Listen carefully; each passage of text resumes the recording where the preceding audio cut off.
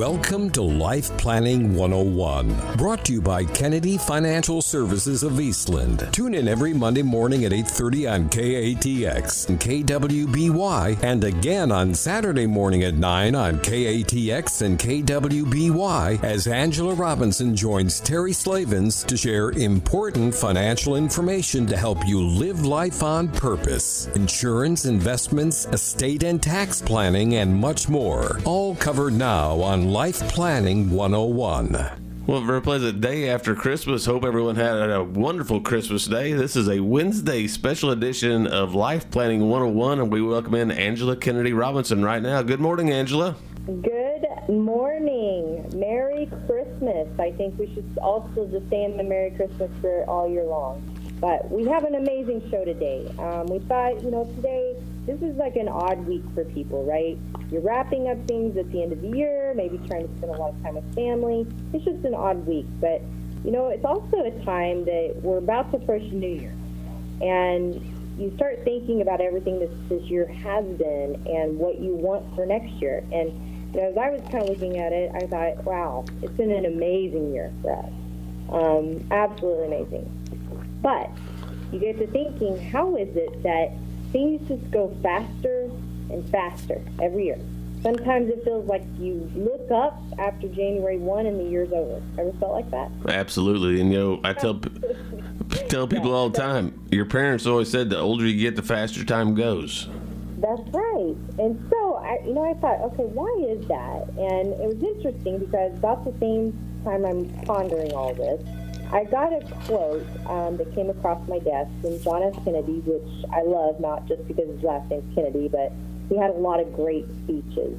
And one of the things he said was, effort and courage are not enough without purpose and direction. And I thought about that. Efforts and courage are not enough without purpose and direction, because maybe the reason why we feel like that is that things just go faster and faster is because our efforts are great. We are making a tremendous effort at everything that we do in life. And our courage may not lack a single ounce.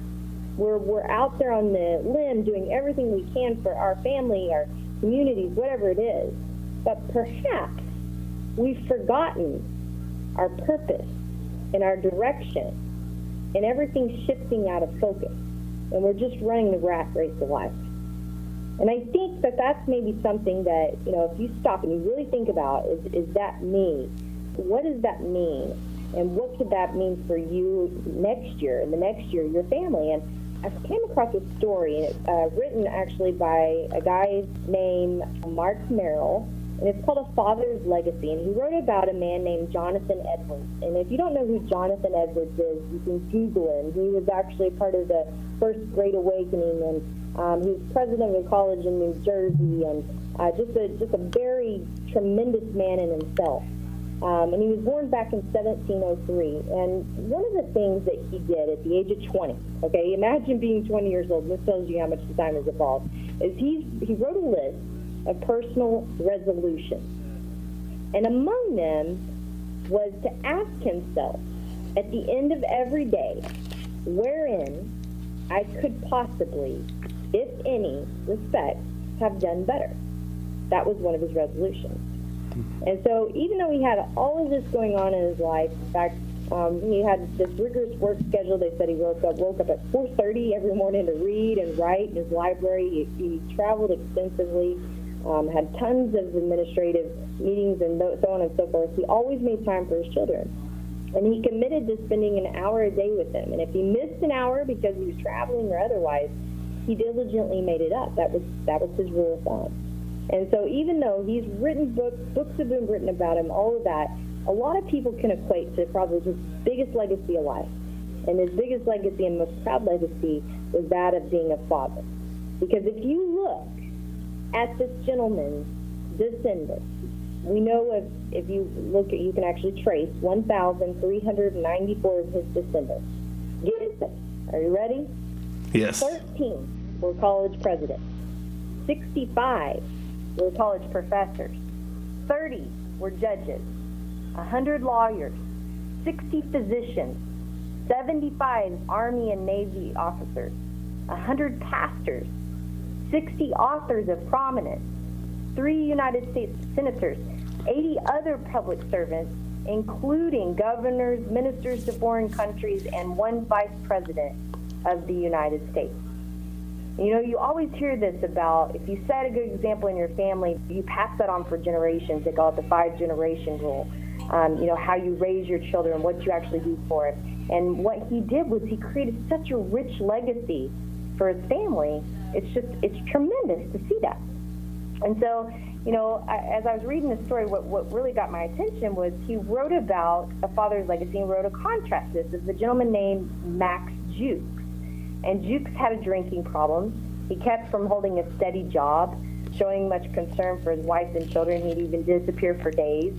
And out of Jukes' descendants that they know of, there were 540. 310 died as paupers. 150 were criminals, including 7 murderers, and 100 were drunkards, and half of his female descendants ended up as prostitutes. Wow. Doesn't that give you food for thought to really think, what am I doing? Am I doing the right thing with my life? Am I doing the right thing with my legacy? Am I stopping? Am I having purpose? And you may obviously, and I would hope, and especially most of our listeners of the show, you know, you may obviously not be quite like Juke, but are you more like Thomas Edwards and what he was doing? So when we come back, what I want to talk about is I want to share a couple more stories with you, and I want to give you some tools that as you enter this new year to maybe use and really seek that purpose and make sure that you're not shifted out of focus and that you're actually working on what is supposed to be happening on your life and not just running the rat race. We'll be back with more Life Planning 101 right here on KTX KWBY. And welcome back, Life Planning 101, segment 2 on this day after Christmas. Good morning, Angela, again, and great information coming your way. Yes, and we're talking about seeking your purpose, brought to you kind of by that feeling of time just seems to go faster and faster, and you know, you're doing everything you can to survive and thrive in life, but really, are you moving with purpose? Are you moving with direction? And, you know, I want to bring up something which I think is awesome. There's a book I read several years ago called Talent is Never Enough. And if you haven't read it, haven't had the kids, you need to read it. Because it talks about the fact that that is just it. Talent is never enough. People may be talented in something, but unless they actually give that purpose and direction and drive, they're not going to ever get anywhere. And in the book, one of my favorite stories is the story of Jerry Rice. Everybody knows who Jerry Rice is now. Here, I am a Cowboys fan talking about a 49er. But anyway, Jerry Rice had a 20-year career with stats that were better than 50% of the players at his time. But did you know that in 1985, when he started out his professional career, that 15 teams rejected him because he was too slow? Nobody knows that about Jerry Rice. But you know what Jerry Rice did? Jerry Rice worked on one thing, speed. And then he worked on one thing, how high he could jump, his vertical. He did it with purpose. And what did Jerry Rice become? Great, right? A Pro Bowler. You know, if you think about that, you hear this over and over again. And Malcolm Gladwell wrote another great book called Outliers. And he talks about anything you want to master in life, you've got to spend 10,000 hours doing that to actually master it. And he gave some examples about, you know, the Beatles. The Beatles played in the 1960s in Hamburg and spent approximately 10,000 hours playing before anybody even knew who they were, before they had their big break. Bill Gates, everybody thinks he just became Bill Gates overnight. Well, no, he spent about 10,000 hours programming, you know, learning how to do it. One of my favorite little parables is a story about a pianist that just plays miraculously, and this boy walks up to him and he says, man, I want to play like you. And he says, no, you don't. He says, no, I really want to play like you. And he says, no, you don't. I promise you don't. He says, no, I really want to play like you. He says, no, you don't. Because if you did, you would wake up thinking, breathing, and doing what I do. You would play morning, noon, and night. And when you're not playing, you would be listening to others and how they play so you could learn from them. And you would so involve yourself in this that you would be great. Well, how often do we actually do that with our passions in life? We may not be that pianist, we may not be that football player, we may not be that Beatle, obviously, even though that would be a lot of fun, right? Right. But The truth is we all have a passion that was put inside of us, a burning something. And are we following that? Are we actually using that to move forward? Are we just running the rat race, letting every year go by faster and faster, spending our efforts and our courage, doing things that at the end of the day, will we be proud of them? Will we be like, well, okay? Or will we have regrets because we didn't do something great? When we come back, I've got a tool that you aren't going to want to miss to help you kick off 2019 the right way and keep your purpose. Final segment, Life Planning 101 on this Wednesday after Christmas. Good morning again, Angela. Good morning again, and here we are, approaching 2019. What are we doing with this? What purpose do we have? What direction are we geared up to have? And I know a lot of people set resolutions, and the one thing about resolutions is I think they're great. I think they give us a kickstart, but I think they're very nearsighted. I think we forget about what really is our purpose in life and what our direction should be, and we just start heading down a path, and perhaps that's why resolutions most of the time fail.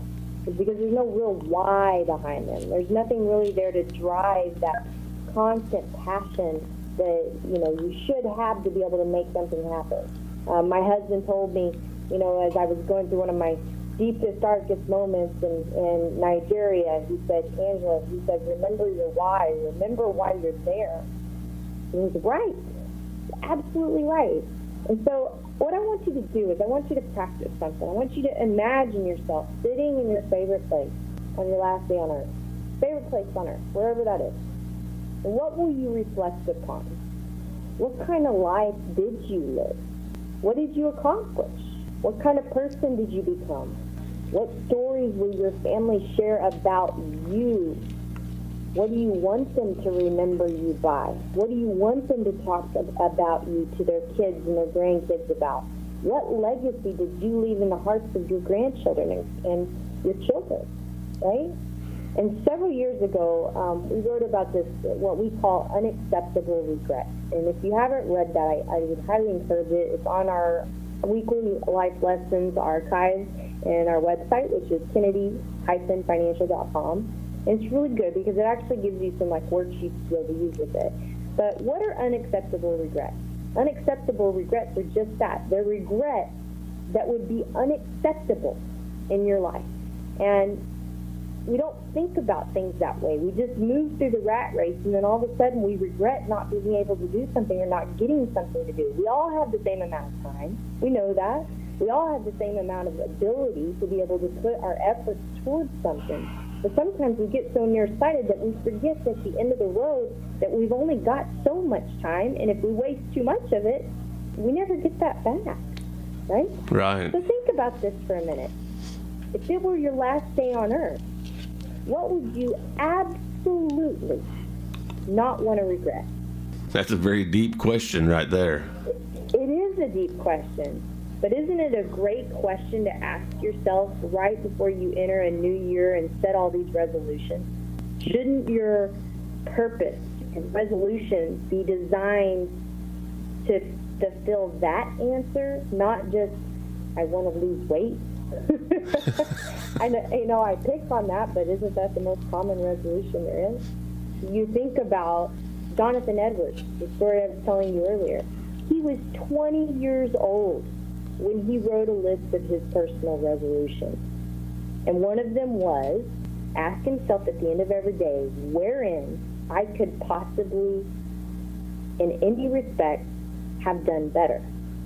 We had an opportunity this year to join a coaching program that we used years ago called the Strategic Coach Program. And I tell you what, it has been awesome for me. And if you are, a business owner, entrepreneur, I would highly recommend them.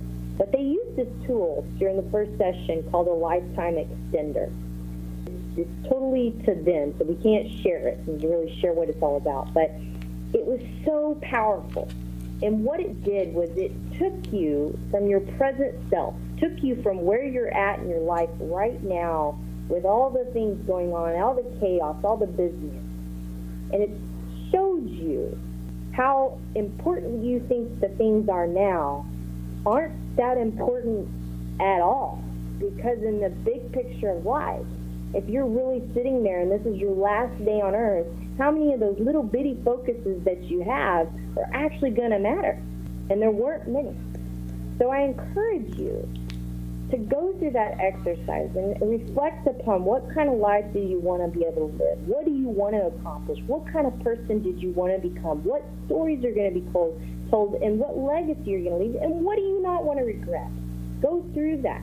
Ask yourself that, because none of us want to wake up one day and say, what happened with all of those years? We don't want to do that.